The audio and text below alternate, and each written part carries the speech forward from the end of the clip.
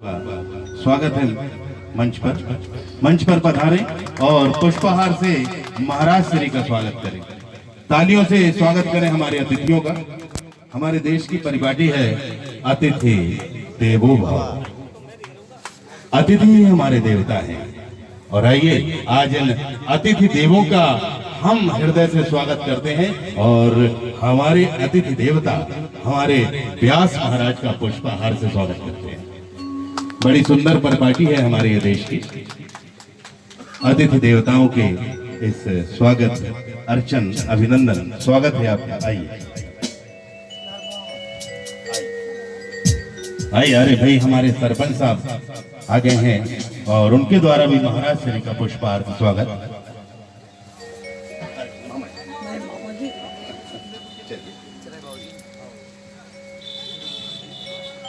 राधे राधे।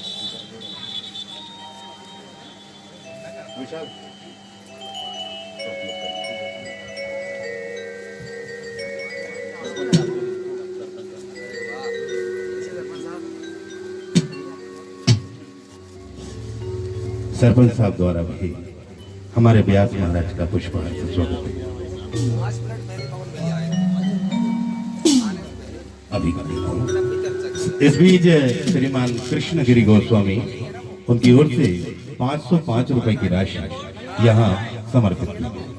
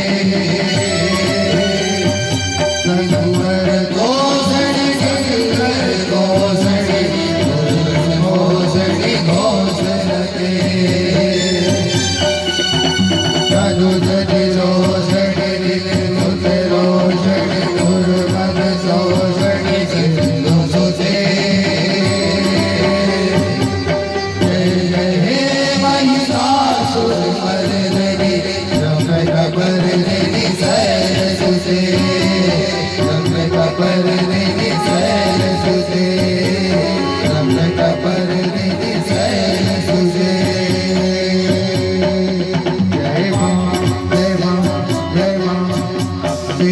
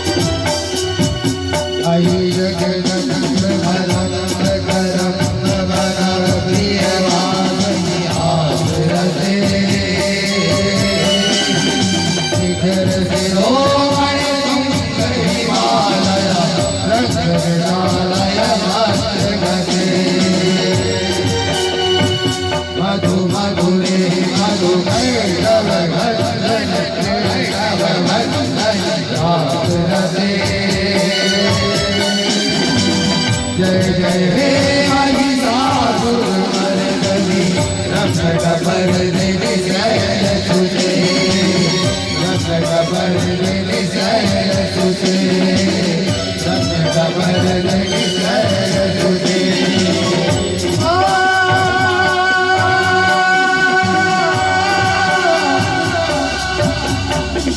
मैया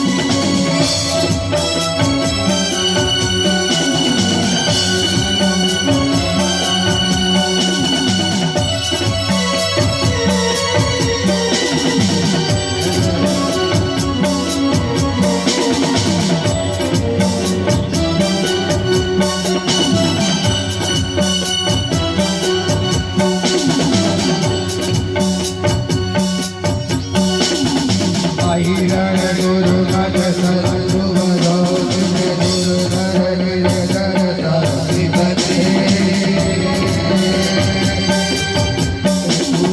चतुर विचार गुरीय महाशिव सूत्रधाधिपते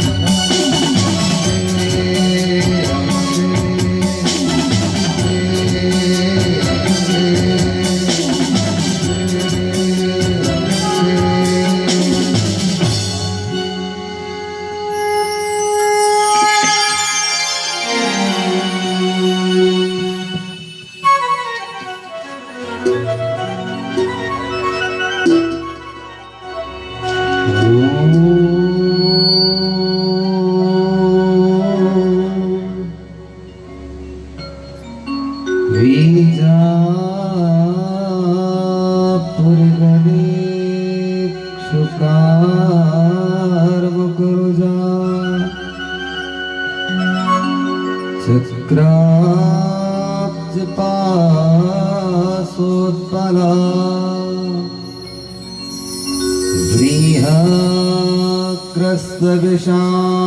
व्रीहाग्रस्तविषाणरत्नकलसा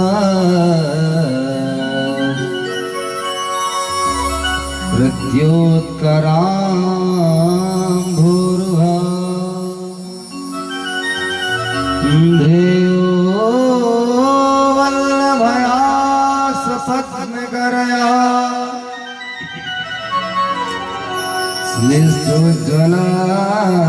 स्निग्धोज्ज्वलाद्भूषया विश्वोत्पत्ति विपत्ति संस्थिति करो विघ्नेश तिष्ठार्थदा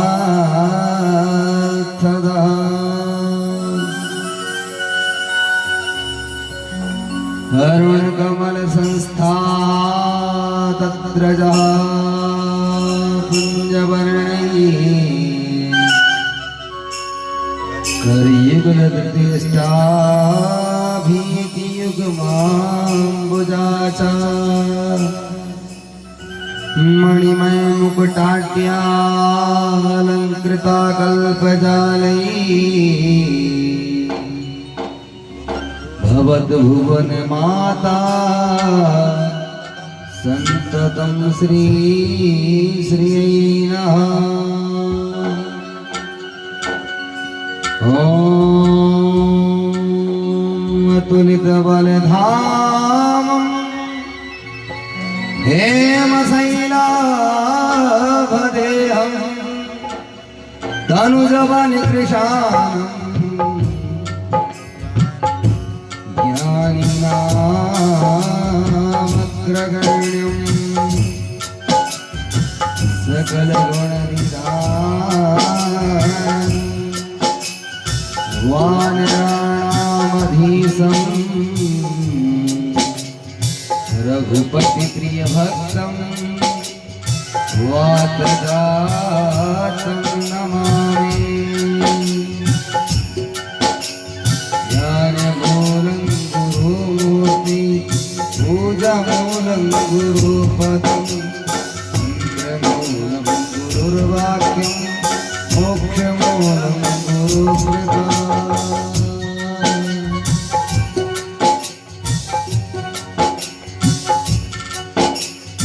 गुरुर्ब्रह्मा गुरुर्विष्णु गुरुर्देवो महेश्वरा गुरु साक्षात् परब्रह्मा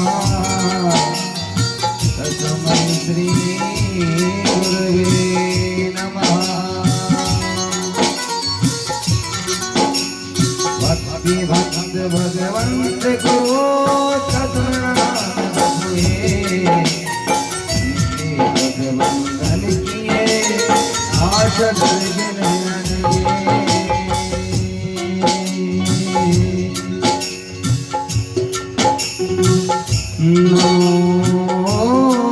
नमोस्तुते व्यासविशाल बुद्धे पुल्लेन्दुबिन्दा यतपात्रनेत्रा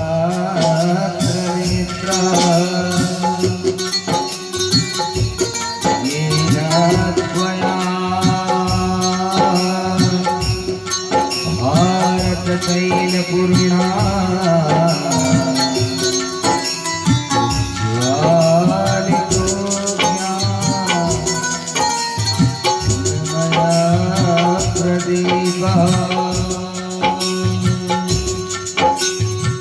प्रज्वालितो ज्ञानमय प्रदीपः।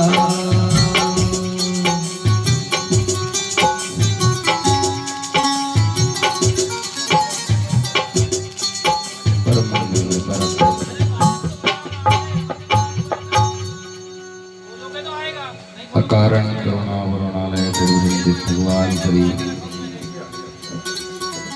त्रैलोक के पावन जगदाधार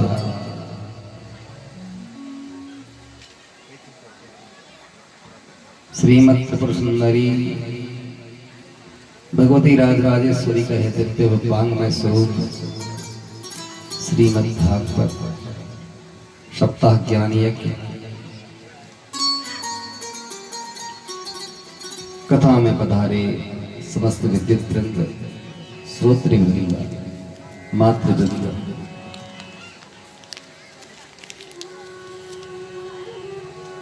माँ गायत्री गंगा अनसुईया के पर चिन्हों पर चलने वाली प्रेम स्वरूपा माताएं बहनें, बड़े बुजुर्ग कथा के चरिक श्रोत्री वृंद, मधुर भ्रमर की तरह गुंजायमान करने वाले संगीताचार्य, इस पावन यज्ञ को वेद मंत्रों के द्वारा श्रुति कला के द्वारा करुण तक पहुंचाने वाले हमारे यज्ञाचार्य, कथा में आप सभी का बहुत बहुत स्वागत है। आइए सप्तम दिवस की कथा में अवगाहन से पूर्व अपने मन और वाणी को पवित्र करने हेतु सर्वप्रथम भगवत नाम संकीर्तन करेंगे। मन और वाणी दोनों पवित्र हो जाए तो माँ की गोद सहजता से ही प्राप्त हो जाती है। तालियों की सेवा सभी देंगे, मेरे साथ गाएंगे क्या आनंद के साथ।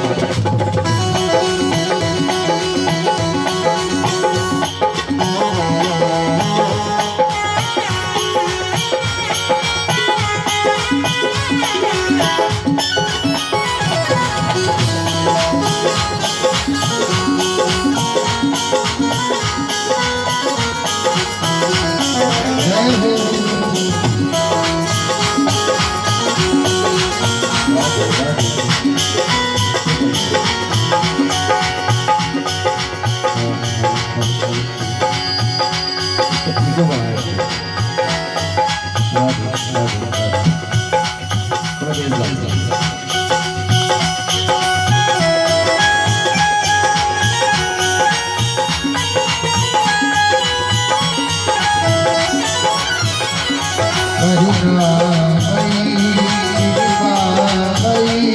तेज गाओ।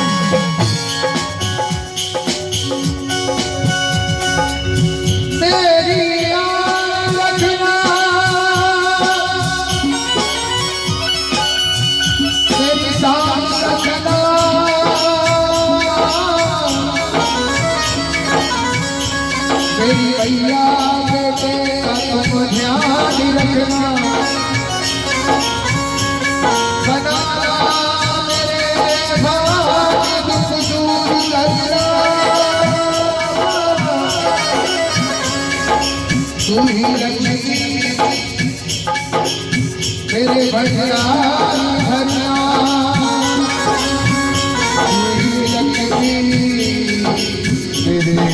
भैया भैया करुणा भाई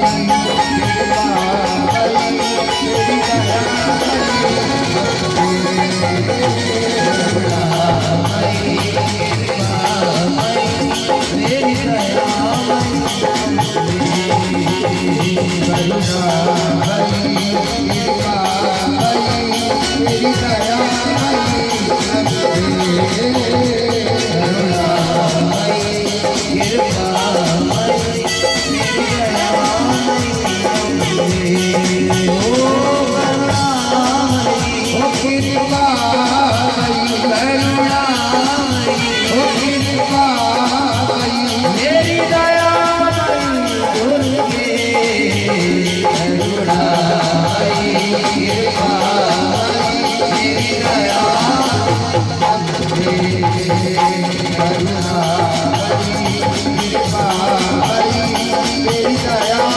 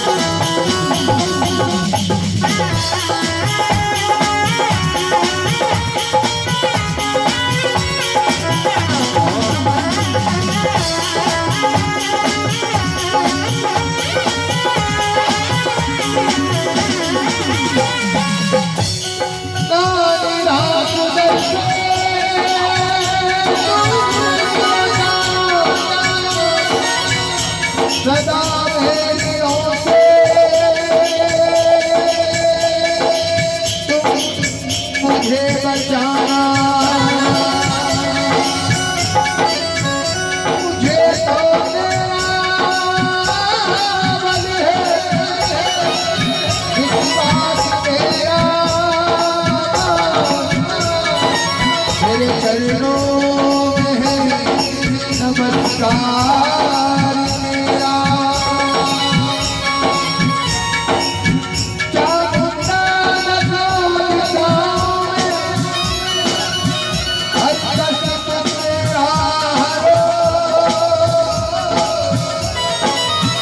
संसार में माता मेरी रक्षा करो रक्षा करो रक्षा करो मातेश्वरी दास के कष्ट मिटाओ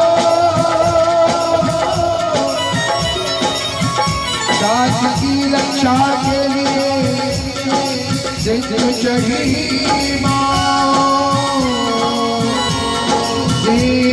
जगी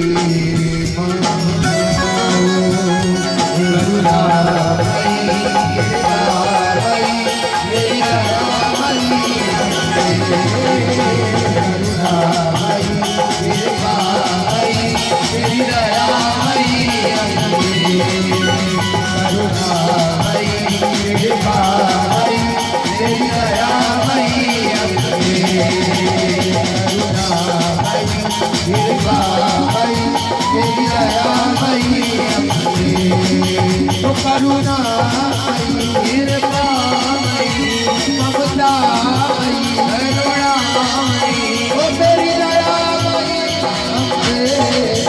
करुणा तेरी दया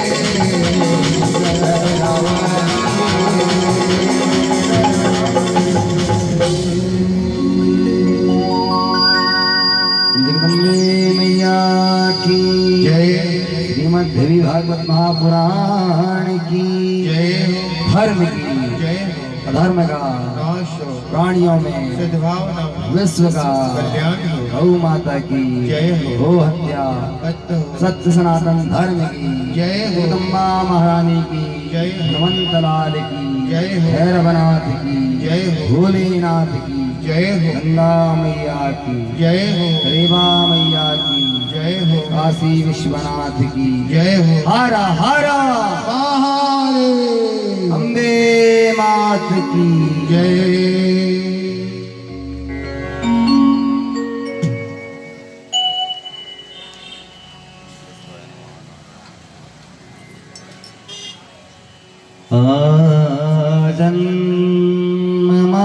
जन्ममात्रमपि न सठेन किंचित्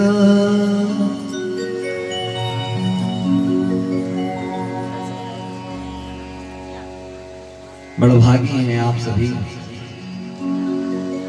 जो माँ के इस गुप्त नवरात्रि में माँ के स्तवन को दिव्य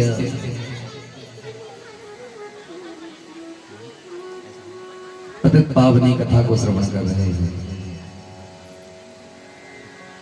नित्य ही यहाँ बाहर से श्रोतागण आते हैं। आज भी हमारे प्रमुख जिनकी मैं अक्सर चर्चा किया करता हूँ, अभी जब हमने राम कथा कराई थी वे आए थे परसों बड़कुई से, और 13 से 19 नवंबर जिनके यहाँ सर्वप्रथम इस वर्ष की पहली कथा हुई, वे डॉक्टर साहब अपने परिवार के साथ यहाँ पर आए हैं। आपका बहुत बहुत अभिनंदन है।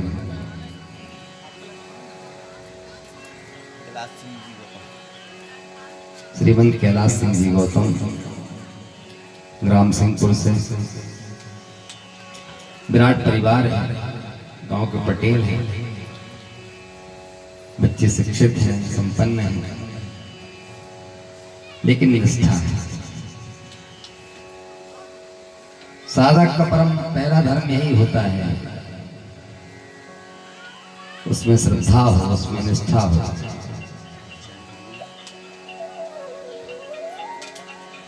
भगवान ने कहा मैं उस घर में नहीं आता जहां पर पहले से काम, क्रोध, लोभ, विकार इत्यादि भरे पड़े हैं। जिस घर में पहले से ही व्यक्ति उपस्थित है और आप बाहर वोट टांग देंगे, यह मकान किराए से देना, क्या कोई वहां पर आएगा? बताओ। मैं तो आपसे यही कहेगा कि पहले महाराज कम से कम अपने मकान को खाली तो करें। खाली मकान होगा तो हम आए फिर। अब पूर्व किराएदार पहले से रह रहा है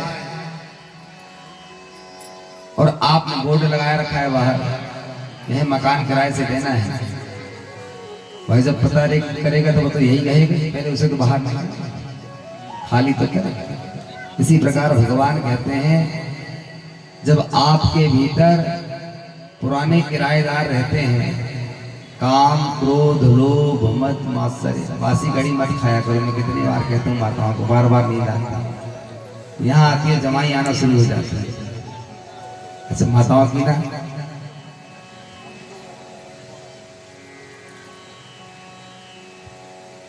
नहीं, अच्छा है। कल तो बूंदी खाई थी आपने, मैंने सब वीडियो देखा रात में, जिनके बाल पकते हैं उन्होंने बाबूजी 5-5 पैसे बच्चे लेते थे। ये दशाएं माताओं की, तो माताएं तो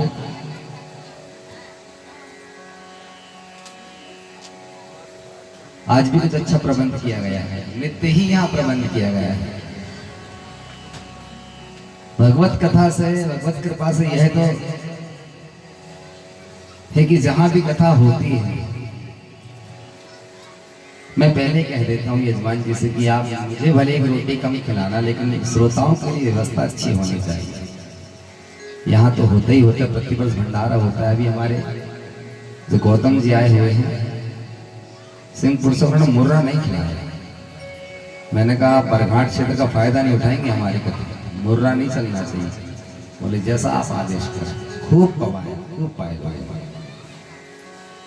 100 व्यक्ति प्रतिदिन इनके घर में भोजन करते थे, चाहे भी क्षेत्रीय हो चाहे।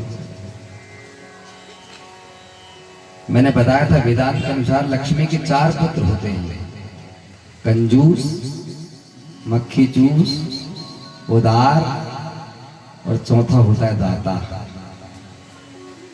श्रीमान कैलाश नारायण जी गौतम, और भी इतने आर्त भाव से कहते थे। जब हमारे रिश्तेदार पहुंचे ना वहां कथा सुनने के लिए चक्की खमरिया से, तो वे जान गए कि हवेली क्षेत्र से आए, तो जान गए कि ये भात तो खाएंगे, तो इनके लिए सुंदर प्रबंध किया गया।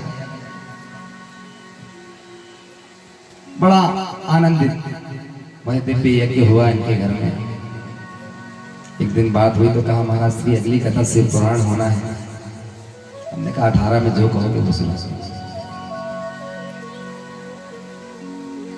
भगवान कहते हैं काम, क्रोध, लोभ, मद, मात्सर्य यदि ये आपके पास पहले से भरे पड़े हैं, मकान खाली ही नहीं है, किराएदार आएगा कैसे, रहेगा कैसे?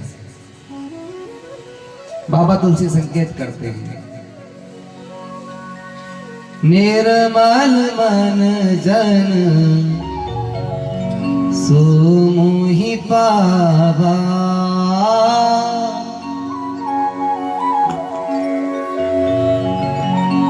मोहि कपट छल छिद्र न भावा, मोहि कपट छल छिद्र न भावा, निर्मल मन जन सो मोहि पावा, निर्मल जन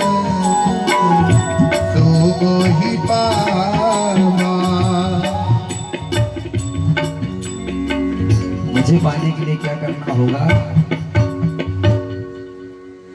माँ की गोद कैसे प्राप्त होती है, माँ को कैसे प्राप्त कर पाते हैं। भगवान कहते हैं अपने मन को निर्मल बनाओ। जीवन में आप ऐश्वर्य को कमा सकते हैं, धन को कमा सकते हैं, संपदा को कमा सकते हैं,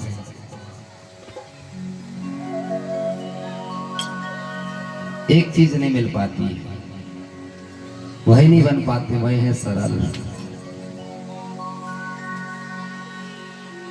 जिस दिन सरल हो जाएंगे उसी दिन भगवान हमारे सामने खड़ा हो जाएगा। दिखावे के लिए सरल हो जाएंगे। अब किसी ने हमारा दुपट्टे ही मांग लिया, धरी ये हमसे मांगते, तुम्हारा तक गंदा कर दिया, गई सरल सरल। भाई कैसे बनेंगे महाराज। सताम प्रसंग मुख में स्तवाणी।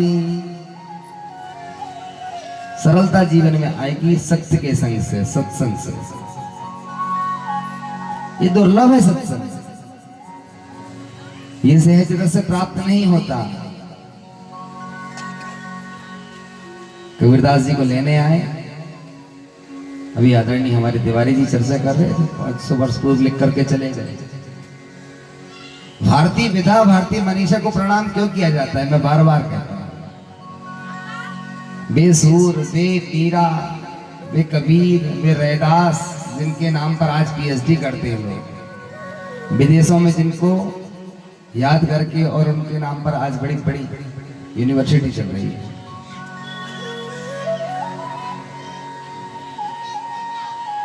रसखान भक्त हुआ धूरी भरे अति शोभित श्याम जी, कैसी बनी सुर सुंदर चोटी।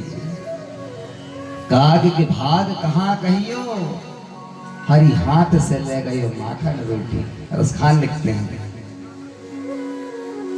भक्ति के लिए जरूरी नहीं है कि मैं तो जाती हूँ, मुझे ब्राह्मण ही बनना पड़ेगा तब मैं भक्त बन पाऊंगा ना, ऐसा नहीं लिखा कहीं। आधा में थे आधा में।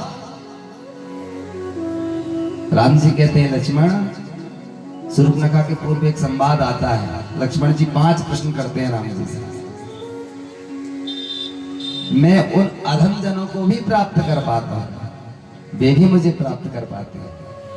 केवट को ही देख लो, निषाद राज को देख लो, बेकोल भी जो एक पक्ष में एकाध बार नहाते रहे होंगे और नहा लेते थे तो कपड़े नहीं बदलते थे 20-20 दिन, उनको भी राम जी ने गले से लगाया। क्यों? क्योंकि उनमें निर्मलता थी। क्या थी? निर्मलता। मल से जो रहित हो जाएगा वो निर्मल हो जाएगा। हमारे शरीर में कितने द्वार हैं, कौन बताएगा? कितने छिद्र हैं? 2, 4, 5, 6, 7 और 2 मलमूत्र की इंद्रियां कितनी हो गई? 7 और 2 बोल दो जी, 9। हमको लगा 10 तो नहीं है। प्रातः काल उठते ही एक ही चीज निकलता है, क्या? मल। क्या निकलता है? मुंह से, आंख से, नाक से, कान से। मलमूत्र की इंद्रियों से भी मल ही निकलता है।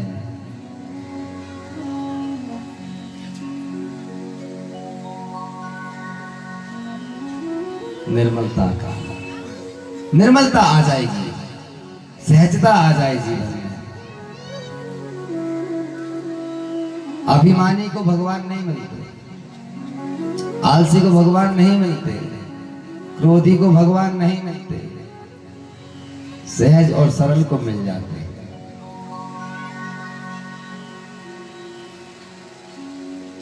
एक व्यक्ति बहुत बड़ा आदमी था, बहुत आलस्य करे। साधना में सबसे बड़ी बाधकता है आलस्यता। इसलिए पंडित जी कहते हैं प्रातः काल से दिव्य स्नान करके और आप सभी सुंदर वस्त्र पहने, व्रत को रखें, भोजन ग्रहण ना करें, कुछ ना हो तो दूध पी लें, बोले महाराज भोजन क्यों ना करें? बोले भोजन करते ही अन्न तो सब ठीक है, उधर भर जाता है, लेकिन एक विशेषता उस अन्न में, एक विकार है, एक कमी रह गई है। क्या? उसमें आलस्य होता है, निद्रा होती है। उसको ग्रहण करते ही नींद आने लगती है। वस्तुतः अन्न की उत्पत्ति भी यज्ञ से ही हुई है। भगवान उपदेश करते हैं गीता में, अन्नाद्भवति भूतानि पर्जन्यादन्न संभवा यज्ञाद्भवति पर्जन्यो यज्ञ कर्म समुद्भवः। हे अर्जुन, जिस अन्न को संसार के प्राणी खाते हैं, जीते हैं, वह अन्न साधकता में, साधना में बाधा उत्पन्न करता है। इसलिए जब नवरात्रि, शिवरात्रि, कालरात्रि, जन्माष्टमी इत्यादि का हम व्रत करते हैं तो उस दिन हम अन्न का त्याग करते हैं। एकादशी के दिन विशेष करके हमने बताया था, अपने क्षेत्र में तो ठीक है, अब हमारे गौतम जी कहने लगी ये तो बरघाट है, यहाँ तो शुद्ध धान ही धान है। धान शब्द बना है धी धातु से, उसका अर्थ होता है धारण करने योग्य, वो बहुत पवित्र होती है भाई। लेकिन शास्त्रकारों ने कहा कि एकादशी के दिन भूल कर भी चावल नहीं खाना चाहिए। महाराज, दसवीं तिथि की रात्रि से ही पेट में चावल नहीं होना चाहिए। समस्त प्रकार के पाप जो हैं वे अपने परिवार के साथ आ जाते हैं, वे पाप चावल में आके विद्यमान हो जाते हैं और आपने खाया और बस। दसवीं तिथि से पेट में ना हो, एकादशी को पूरी तरह वर्जित, और द्वादशी को जो पारना छोड़े तो भले एक कण खाएं, इतना सा खाएं, पर जरूर खाना चाहिए। द्वादशी को अवश्य, दशमी और एकादशी को निषेध। गणेश जी को दूर्वा प्रिय है, पर वे ही गणेश जी को तुलसी नहीं चढ़ाई जा सकती। आपने 9 दिन तक गणेश जी को रखा और तुलसी चढ़ा दी एक दिन, तो 8 दिन का जो तपस्या थी, जो तप था, वह शून्य हो जाएगा। इसलिए गुरु, ब्राह्मण, सत्संग, क्या करना है क्या नहीं करना। कांटा नुकीला होता है, चुभने वाला होता है, कष्ट प्रदाता होता है, इसलिए हम जानबूझकर के पैर रखते हैं, क्योंकि हमको उसका ज्ञान हो गया है। इसके ऊपर यदि हम पैर रखेंगे तो यह चुभ जाएगा, चुभ जाएगा तो वेदना होगी, कष्ट होगा, इसलिए कांटे के ऊपर पैर नहीं रखते। जलती हुई तापता अंगार रहा, उस अंगार के ऊपर क्या पैर रखते हैं? जानते हैं कि गर्म है,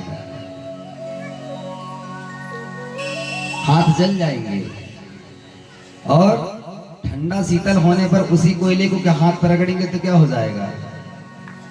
हाथ में कालिकता आ जाएगी। जिस चीज का बोध हो गया, जिस चीज की जानकारी नहीं है, वह जानकारी लेना चाहिए, फिर करना चाहिए। साधना में सबसे अधिक वर्जित है आलस्य, प्रमाद।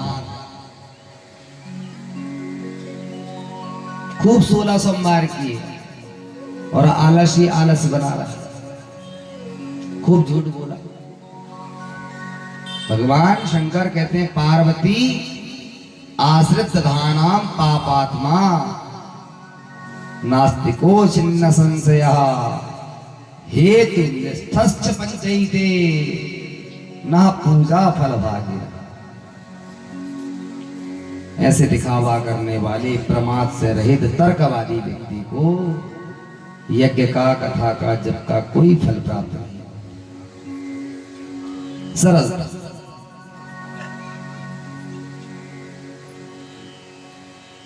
व्रत करें, व्रत आपके लिए ही बना हुआ है, लेकिन विधि के साथ।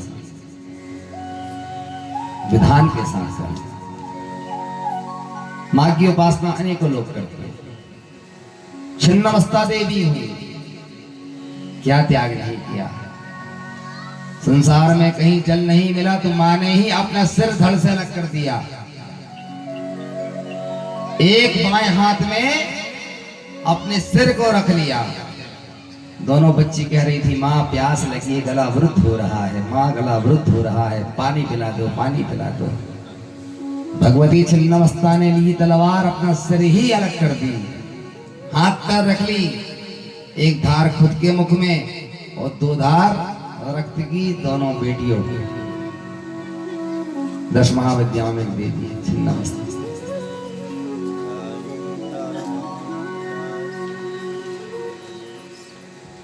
काली तारा महाविद्या षोडशी भुवनेश्वरी।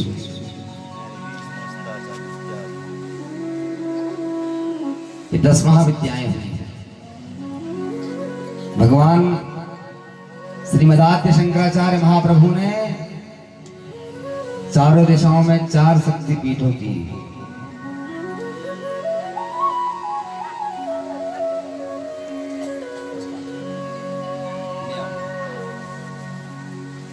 वे भगवत पाद आदि शंकराचार्य ने श्री चक्र की स्थापना की। चारों दिशाओं में उन्होंने श्री यंत्र को स्थापित किया, 4 मठाधीश बनाए और चारों दिशाओं के अधिपति बनाते हुए शंकराचार्य पद पर नियुक्त किया गया। पूज्यपाद वर्तमान गुरुदेव भगवान सदगुरुदेव स्वामी स्वरूपानंद सरस्वती जी महाराज 2 पीठ के शंकराचार्य। 1972 में वे ज्योतिष पीठ के शंकराचार्य बने और 1982 में सच्चिदानंद तीर्थ जी जब ब्रह्मलीन हुए तो पूज्यपाद करपात्री जी महाराज ने उन्हें पुनः शंकराचार्य पद पर अभिषिक्त किया। पूर्व मामनाए पीठ पुरी जगन्नाथपुरी में रहने वाले हमारे पूर्व दिशा के जो स्वामी हैं भगवत पाद कि उसी पीठ पर अभी वर्तमान में जो आरूढ़ है वे निश्चलानंद सरस्वती जी महाराज हैं। जगन्नाथपुरी में वे निवास करते हैं। दक्षिण भारत में श्रृंगेरी मठ है, अभिनव भारती विद्यातीर्थ जी महाराज वहां पर निवास करते हैं। ये चारों मठाधीश भी मां की ही उपासना करते हैं। आपने देखा होगा श्री यंत्र,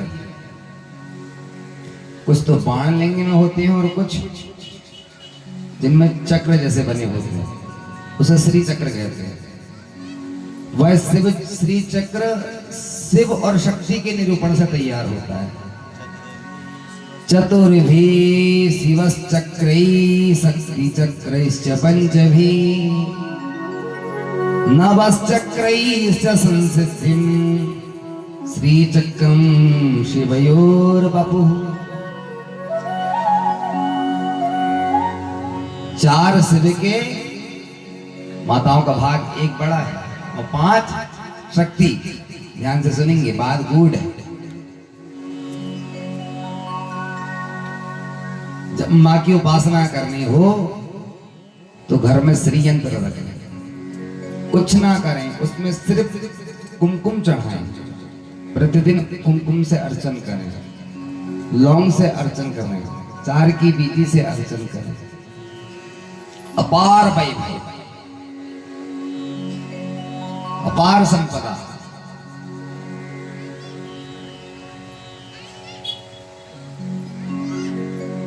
अदरक और दूध के साथ उसका एक कब्य बनाया जाता है जिससे भगवती को स्नान कराया जाता है श्री चक्र को। अभी कथा आएगी आज।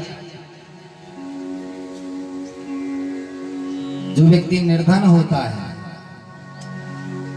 वह व्यक्ति पूर्णिमा तिथि में शालिग्राम को शुद्ध गाय के दूध से स्नान कराए। क्या होता है? बोले उसकी दरिद्रता दूर हो जाती है और वह शीघ्र ही धनवान हो जाता है। अब अब सिर्फ आप इस बात के लिए हेतु ना समझ के दूध चढ़ाएं कि हमें धनवान ही बनना है। भक्ति तो भक्ति होती है। निर्धन व्यक्ति के लिए कल भी हमने शाकंभरी देवी का वर्णन श्रवण किया। व्यास जी कहते हैं, जन्मेजय एक बार तो गजब हो गया। जन्मेजय ने पूछा, गुरुदेव भाई क्या? भगवान नारायण की 4 पत्नियां थी। 4? हमने तो एक ही सुना। नहीं भाई, वे तो बाद में उन्हें प्राप्त हुई हैं। आदि काल में भगवान नारायण की 4 पत्नियां हुआ करती थी। कौन कौन? लक्ष्मी, सरस्वती, गंगा और चौथी हुई तुलसी। अच्छा प्रभु, कृपा करके अब इस भेद को और बता दें आप। ये 4 पत्नियां किस तरह हुई और फिर वे ही देवियां अन्य अन्य देवताओं को कैसे प्राप्त हुई?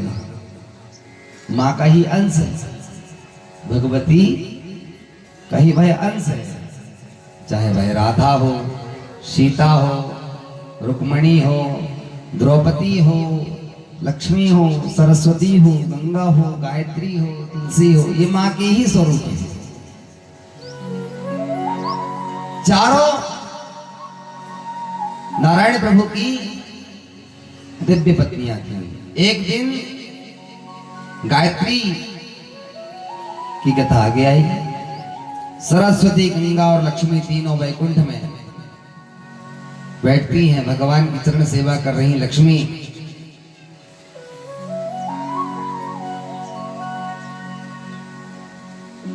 उन लक्ष्मी को चरण दबाते मां गंगा ने धीरे से भगवान नारायण की तरफ देखा और गंगा मैया हंसने लगी। मां गंगा को देख सरस्वती ने देखा, लक्ष्मी ने भी देखा, वे शांत रही। भगवान ने भी मुस्कुरा दिए गंगा जी की तरफ देख करके। तीनों देवियां मां लक्ष्मी चरण सेवा करती।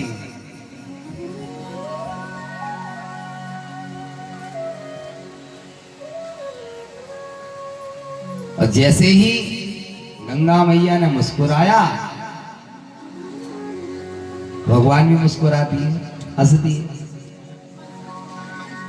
यह सब सरस्वती से नहीं देखा गया। लक्ष्मी जी सात्विक मूर्ति है, वे शांत रहना क्योंकि वे प्रसन्न चित्त रहती है।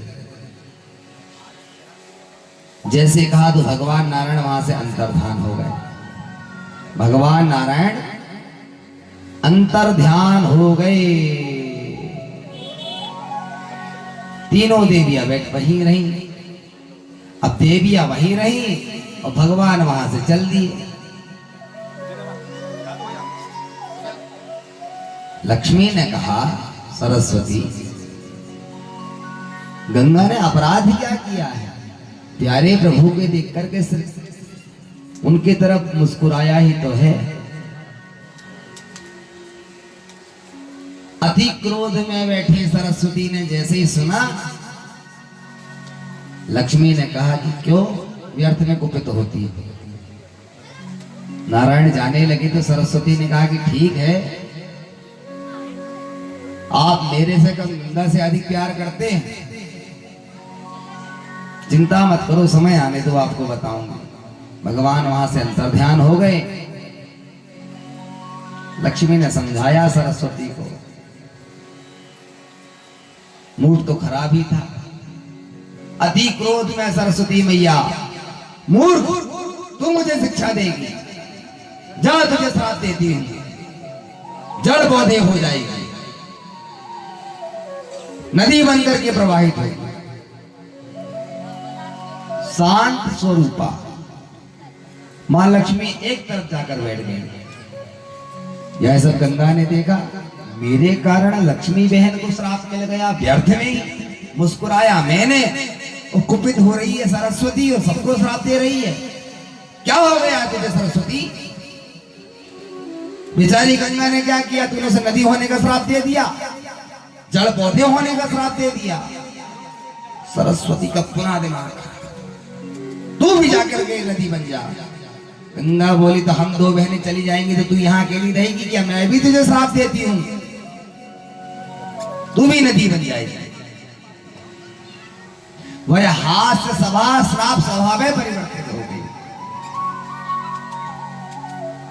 और झगड़ा हो जाए पुलिस अंतिम में ही आती है। बोले क्यों महाराज, सब हो गया क्या? चोर भाग गया क्या? पिटाई हो गई? अच्छा पकड़ लिए हो? हाँ ठीक है, हम पकड़ लेंगे। सारा माहौल श्राप समारोह में परिवर्तित हो गया। कुछ देर बाद अपने पार्षदों के लेकर भगवान पधारे और भगवान जैसे ही पधारे पार्षद साथ में थे। लक्ष्मी जी ने जैसे देखा प्यारे प्रभु को, उन्हें क्षोभ नहीं हुआ कि मुझे श्राप मिला हुआ है, बस इतने ही कहा। सरस्वती बहुत कुपित होने लगी। भगवान ने धीरे से सरस्वती को अपने गले से लगाया, हृदय से लगाया। अरे सरस्वती, तुम तो मेरी आराधनीय शक्ति हो। और नारायण प्रभु ने उन्हें शाश्वत ज्ञान दिया। जन्मेजय ने पूछा, सरस्वती मैया के पास क्या ज्ञान की कमी थी? ज्ञानाभिमान जब हो जाता है तो उसे फिर शाश्वत ज्ञान की आवश्यकता होती है। नारायण प्रभु ने वही किया और देवी सरस्वती को भी शाश्वत ज्ञान प्राप्त कराया। लक्ष्मी से कहा, लक्ष्मी तुम मेरी सात्विक शक्ति हो, तुम्हें सरस्वती ने श्राप दिया हुआ है, तुम जाओ धर्मध्वज राजा के यहाँ जाकर के तुम पुत्री के रूप में परिवर्तित होगी। भारतवर्ष में जाकर के तुम पद्मावती नाम की नदी बनकर के प्रवाहित होगी। वहां जाकर के तुम मालती के द्वारा उसके गर्भ से जन्मोगी। कुछ दिनों तक वृक्ष आदि बनकर के रहोगी। अंत में तुम्हारी मुक्ति हो जाएगी और तुम मुझे प्राप्त कर लोगी। सरस्वती, तुम्हें भी गंगा ने श्राप दे दिया है, इसलिए तुम भी भारतवर्ष में जाओ। वहां जाकर के तुम नदी बनकर के प्रवाहित होना। मैं स्वयं कल झरने इत्यादि बनकर के उत्पन्न होऊंगा। मेरा नाम सारस्वान होगा। तुम मेरी प्रियसी रहोगी। भारतवर्ष में जन्मोगी, इसलिए तुम्हारा नाम भारती होगा। वैणव प्रिया होने के कारण तुम ब्रह्मवादिनी ब्रह्मा की भार्या बनोगी। गंगा, तुम तो शुरू से ही मुझे अधिक प्रिय हो, लेकिन तुम्हें भी सरस्वती के श्राप के कारण भारतवर्ष में जाना होगा। वहां जाकर के तुम जगत लोक पावनी गंगा सभी को पावन करोगी। भगीरथ के द्वारा तपस्या करने पर तुम पुनः आओगी। सिर की जटाओं पर तुम्हें स्थान प्राप्त होगा। परम भगवत भक्तों के तेरे पापों को हरण करने में तुम्हें पूर्ण सामर्थ्य होगा। तुम्हें भी जाना होगा। तीनों देवियों ने कहा, प्रभु हमारे श्राप की आयु कितने समय तक होगी वह बताए। नारायण प्रभु बोले, देवियों कलयुग के 5000 वर्ष बीतने पर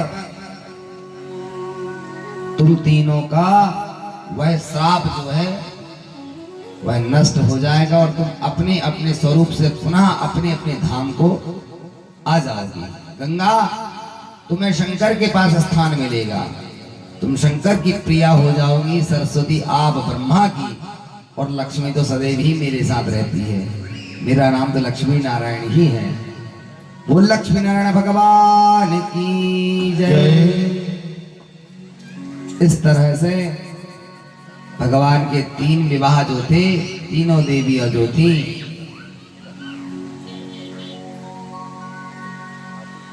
सरस्वती, लक्ष्मी और गंगा, ये नारायण प्रभु की 3 पत्नियां। ये जन्मेजय 5000 वर्ष बीतने पर अभी कलयुग के 100 कुछ वर्ष बीत चुके हैं 5100 कुछ वर्ष पूर्व ही यहाँ से भी देवियां गई हुई हैं। इसके पूर्व जो है वे यहाँ पर ही निवास करती थी। भगवान कहते हैं अनेक प्रकार से 100-150 वर्ष हुए हैं। कलयुग के जब 10,000 वर्ष व्यतीत हो जाते हैं तो मैं शालिग्राम के रूप से मुक्ति हो जाता हूं, जगन्नाथ के रूप से मुक्त हो जाता हूं और अपने परम धाम वैकुंठ को पहुंच जाता हूं। हे पद्मावती, तुम 5000 वर्ष के बाद में पुनः वैकुंठ आ जाओगी। लक्ष्मी ही पद्मावती नाम की नदी बन करके प्रवाहित हुई। मेरे ही विराट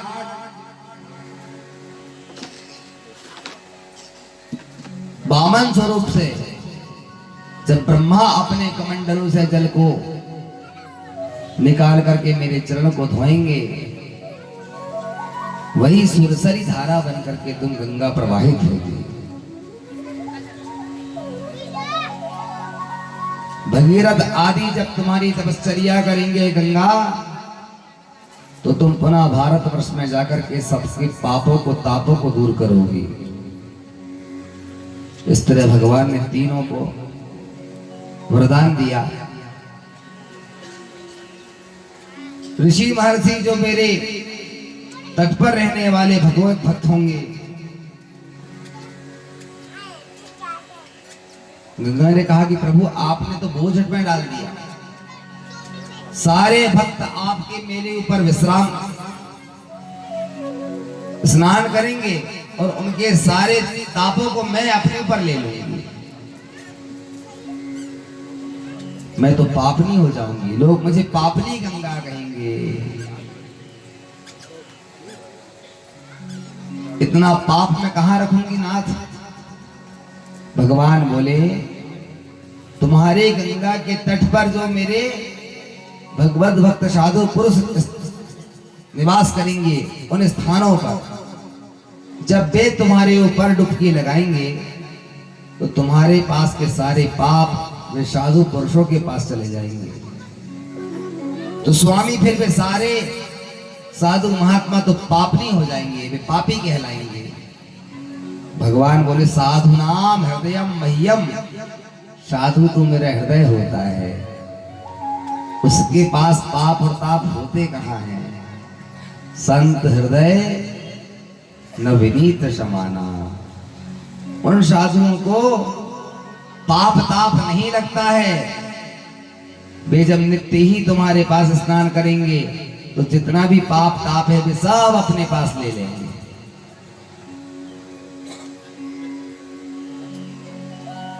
और उनके हृदय में मैं निवास करूंगा। मैं जैसे ही हृदय में प्रवेश करूंगा सारे पापों को मैं ले जाऊंगा। वे साधु भी पापों से मुक्त हो जाएंगे। कहा जाता है गंगा में स्नान करने से पाप नष्ट हो जाते हैं और गंगा के नाम को ले लेने से भी वैकुंठ की प्राप्ति हो जाती है।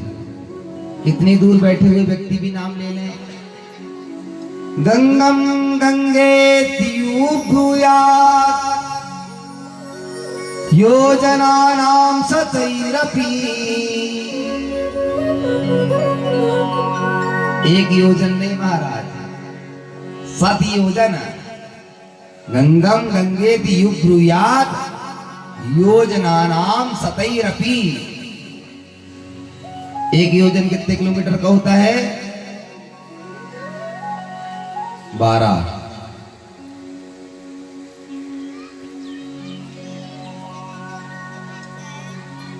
सौ योजन में यहां से 1200 किलोमीटर दूर पर भी यदि गंगा प्रवाहित हो रही है, उदाहरण के लिए प्रयागराज, और हम यहां से गंगा गंगा कह रहे हैं,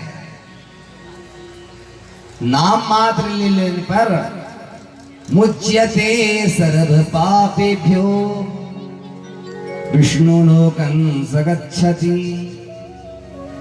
उनके नाम ले लेने से हमें श्रीमन नारायण प्रभु की प्राप्ति, उनकी कृपा और अंत में उनके ही धाम की प्राप्ति हो जाती है। गंगा जी प्रसन्न हुई। प्रभु ये युक्ति ठीक रही, कोई आए तो पाप ले लूंगी, जब साधु पुरुष स्नान करेंगे तो सारे पाप उनके पास चले जाएंगे, और उनके हृदय में आप निवास करते हैं तो वे सारे पाप आप ले जा लेंगे, और आपको तो पाप स्पर्श भी नहीं कर सकता। गंगा अति प्रसन्न हुई। 5000 वर्ष के बाद में गंगा तुम पुनः शिव की अर्धांगिनी बनोगी। जन्मेजय ने पूछा, प्रभु इस तरह के 3 विवाह, बोलिए तीनों पत्नियां हुआ करती थी आदिकाल में, और तीनों नदी बनकर के प्रवाहित हुई भारतवर्ष। भगवान ने भी इन्हें अमेरिका में नहीं पहुंचाया है, बोले वहां तुम प्रवाहित होगी और वहां लोग स्नान करेंगे और फिर नो यस कहेंगे तो क्या समझ पाएंगे, इसलिए बोले तुम अपने काम करो, हिंदुस्तान में ही रहो। तो भारतवर्ष में ही प्रवाहित किया। वे जन्मी और वे ही सारस्वान की पत्नी सरस्वती कहलाई। भगवान ने एक रूप धारण किया, पेड़ पौधे झरने इत्यादि बने भगवान, उन्हें सारस्वान कहते हैं। जिनकी पत्नी कहलाई सरस्वती, ब्रह्मा की पत्नी नहीं है वह,